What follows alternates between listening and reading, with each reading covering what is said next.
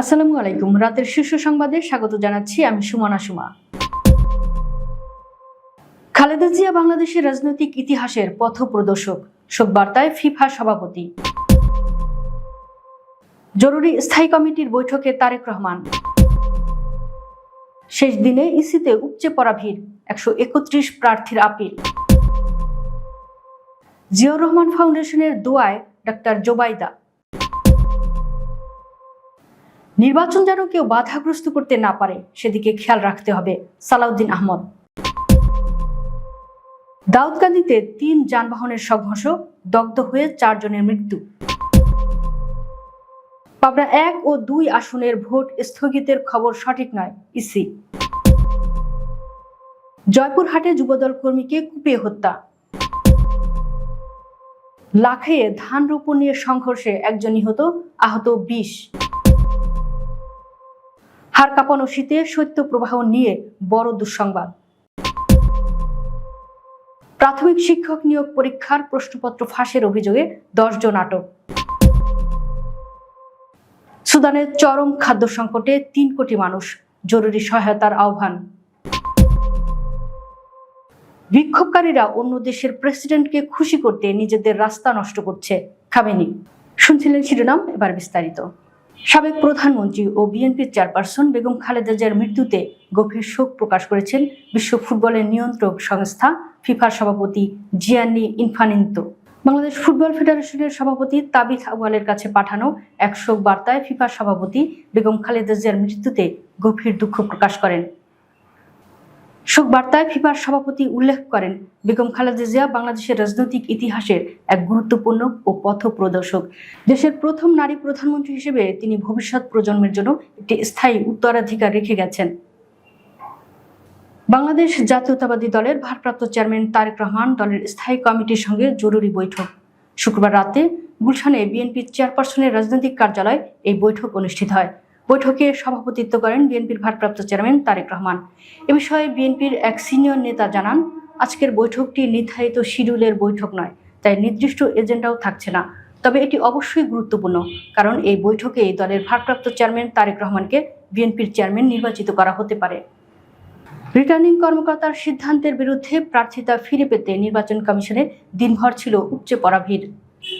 নির্ধারিত সময় বিকেল 5টা পেরিয়ে গেলেও সন্ধ্যা 6টা পর্যন্ত রাজধানীর আগারগাঁয়ে নির্বাচন ভবনের সামনে স্থাপিত কেন্দ্রীয় আপিল বুথে চলছে আবেদন গ্রহণ।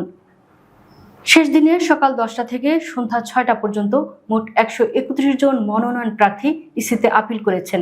শুক্রবার রাজধানীর আগারগাঁয়ের নির্বাচন ভবনের সামনে স্থাপিত অস্থায়ী কেন্দ্রীয় আপিল বুথ থেকে এসব তথ্য জানা গেছে।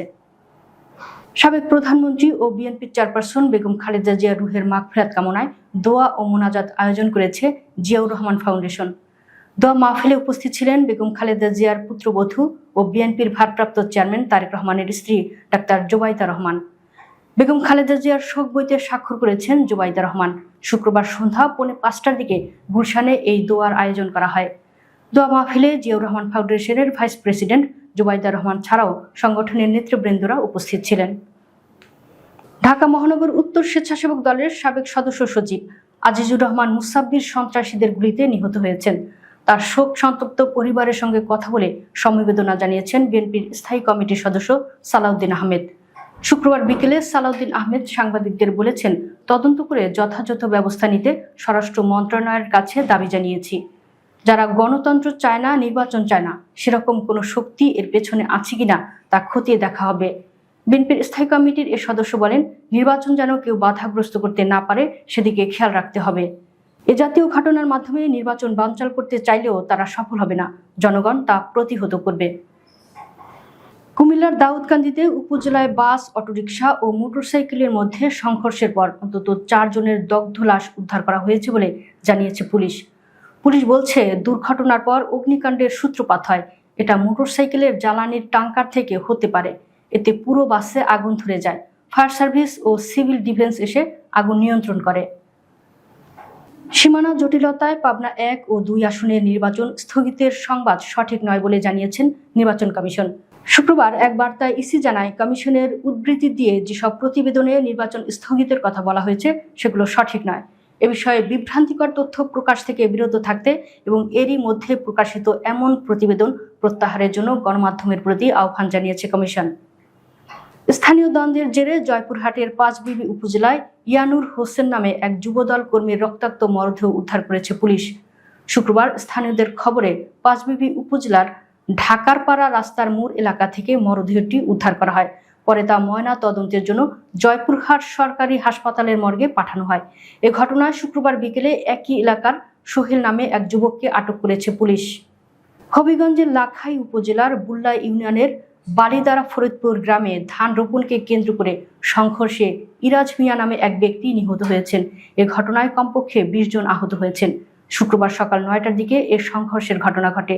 স্থানীয় সূত্র জানায়, বুল্লা ইউনিয়নের অষ্টগ্রাম উপজেলার আদমপুর গ্রামে আলান মেম্বার ও শাহাবুদ্দিন মেম্বারের অনুসারীদের মধ্যে ধান রোপণ নিয়ে বিরোধের জেরে প্রথমে কথা কাটাকাটি হয়। এক পর্যায়ে তা সংঘর্ষে রূপ নেয়। পাহাড় থেকে সমতল প্রকৃতির হিমশীতল বাতাসে কাঁপছে গোটা দেশ। একদিকে বঙ্গোপসাগরে গভীর নিম্নচাপের গর্জন, অন্যদিকে উত্তরে হাওয়ার মরণ কাপড়, এই দুয়ের জাতাকলে পড়ে যখন জবুথবু জনজীবন, ঠিক তখনই আবহাওয়া অফিস শোনালো আরও এক হাড় কাঁপানো দুঃসংবাদ। আবহাওয়া অধিদপ্তর জ্যেষ্ঠ আবহাওয়াবিদ মোহাম্মদ আবুল কালাম মল্লিক বলেন, শীতের এই দাপট এখনই কমছে না, বরং আগামী 24 ঘন্টার পর রাতের তাপমাত্রা আরও কমে যাওয়ার সম্ভাবনা রয়েছে। এর ফলে বর্তমানে চলমান শৈত্যপ্রবাহের ব্যাপ্তি ও তীব্রতা আরও বাড়তে পারে। রংপুর ও রাজশাহী বিভাগের সব জেলায় আজও শৈত্যপ্রবাহ বয়ে যাচ্ছে। এর পাশাপাশি নরসিংদী, যশোর, চুয়াডাঙ্গা ও কুষ্টিয়াতেও বইছে শৈত্যপ্রবাহ। এ নিয়ে দেশের 20টি জেলার উপর দিয়ে বয়ে যাচ্ছে মৃদু থেকে মাঝারি ধরনের শৈত্যপ্রবাহ। আবহাওয়া অধিদপ্তর জানিয়েছে, এ অবস্থা আরও 2 দিন চলবে। কুড়িগ্রামের নাগেশ্বরীতে প্রাথমিক সহকারী শিক্ষক নিয়োগ পরীক্ষার প্রশ্নপত্র ফাঁসের অভিযোগে 10 জনকে আটক করেছে পুলিশ। শুক্রবার পরীক্ষা শুরুর আগে দুপুর 2টা থেকে 3টার মধ্যে উপজেলা পরীক্ষা কেন্দ্রের পাশের একটি বাড়িতে অভিযান চালিয়ে তাদের আটক করা হয়। পুলিশ জানায়, অভিযানের সময় আটক ব্যক্তিদের কাছ থেকে প্রশ্নপত্রের ফটোকপি ও বিভিন্ন ইলেকট্রনিক ডিভাইস উদ্ধার করা হয়েছে।